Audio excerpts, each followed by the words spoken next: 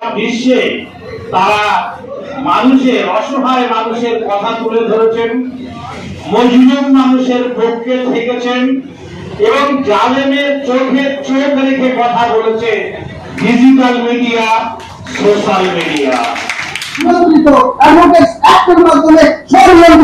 মোদী সরকার চায় যে ব্রডকাস্টিং এবং পার্লামেন্টে সেটা প্রপোজ করেছে ডিজিটাল মিডিয়াদেরকে কন্ট্রোল করা, আপনাদেরকে কন্ট্রোল করা।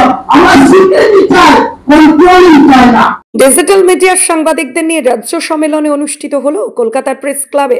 আরিফুল ইসলাম বলেন, বর্তমান যুগে ডিজিটাল মিডিয়ার জনপ্রিয়তা বেড়েছে। এক পেশে যা উচ্চ গ্রামের সংবাদ পরিবেশনের বাইরে সাধারণ মানুষের জনপ্রিয়তা লাভ করেছে বর্তমান সময়ে ডিজিটাল মিডিয়া। তারপরেও খবর সংগ্রহ থেকে পরিবেশনে বারবার সমস্যার মুখে পড়তে হয় সেই ডিজিটাল মিডিয়াকে। উপরন্তু মূল স্রোতের মিডিয়াগুলি যে সুযোগ সুবিধা ভোগ করে তার ছিটে ফোটাও পায় না এই সংবাদ মাধ্যমগুলি। একজোট হওয়ার প্রয়োজনীয়তা অনুভব করি ডিজিটাল মিডিয়া ফেডারেশন নামক একটি সংগঠন করে অবশেষে প্রথম সম্মেলন অনুষ্ঠিত করা হলো রবিবার কলকাতা প্রেস ক্লাবে। অনুষ্ঠান থেকে সরকার এবং পশ্চিমবাংলার প্রতিটি রাজনৈতিক দলগুলির কাছে তুলে ধরা হলো সংবাদ মাধ্যম হিসাবে কাজ করার মূলগত কিছু দাবি। সেক্ষেত্রে তাদের আর কোন দিকে উন্নতির প্রয়োজন, সেক্ষেত্রে তাদের আর কোন দিকের উন্নতির প্রয়োজন তা নিয়ে সম্মেলনের আলোচনায় তুলে ধরা হলো রাজ্যের শাসক এবং বিরোধী দলের পক্ষ থেকেও।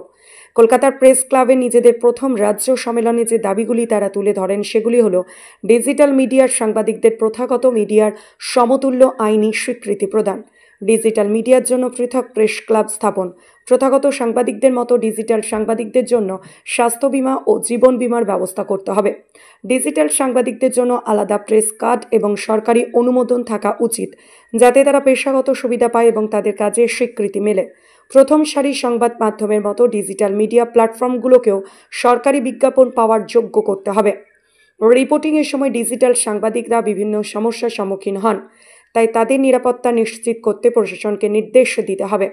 আইনি সহায়তা ও সুরক্ষা প্রদান, ডিজিটাল মিডিয়ার সাংবাদিকরা অনেক সময় হয়রানির শিকার হন, তাই তাদের আইনি সহায়তা প্রদানের জন্য একটি বিশেষ সেল গঠন করা হোক। প্রেস ক্লাবে ডিজিটাল সাংবাদিকদের সদস্যপদ নিশ্চিত করা, কলকাতা প্রেস ক্লাব সহ অন্যান্য প্রেস ক্লাবগুলোতে ডিজিটাল সাংবাদিকদের জন্য সদস্যপদের ব্যবস্থা করা হোক।